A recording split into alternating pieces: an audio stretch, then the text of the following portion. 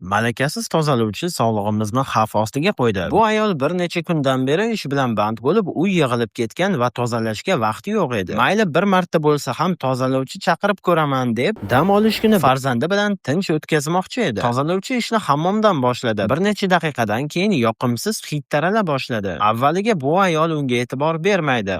Odatda tez tarqab ketadi deb o'yladi. Ammo u oshxonaga o'tib, boshqa kimyoviy vositalarni ham ishlata boshladi. Shu payt hid birdaniga keskin kuchayib ketdi. Uy ichidagi havo og'irlashib, nafas olish qiyinlashdi. Ko'zlari achisha boshladi, tomog'i esa qurib ketdi. Bu ayolni farzandi ham bezovta bo'lib yig'lay boshladi. Uy ichida turishni iloji bo'lmay tashqariga chiqishdi. Shunda bu oddiy hid emasligini tushunadi. U tezroq tozalashga yordam beradi deb o'ylagan. Ammo bunday aralashma zaharli gaz chiqarishini bilmagan. Uy toza bo'lib qoldi, lekin o'sha kundan keyin bir necha kun hid sababli bu ayolni boshi aylanib yurdi. Ichida esa faqat bitta fikr qoldi. Agar biz yana ko'proq uyda qolganimizda oqibatlari ancha og'ir bo'lishi mumkin edi. O'shandan keyin bu ayol o'ylab qoldi, agar Profi 24 ilovasi orqali malakali tozalovchi chaqirganimda, balki bu holat umuman bo'lmasmidi deb. Agar siz ham tozalovchilar tufayli sog'lig'ingizni xavf ostiga qo'yishni istamasangiz, Profi 24 ilovasi orqali tekshirilgan va malakali tozalovchilarni yo'llang.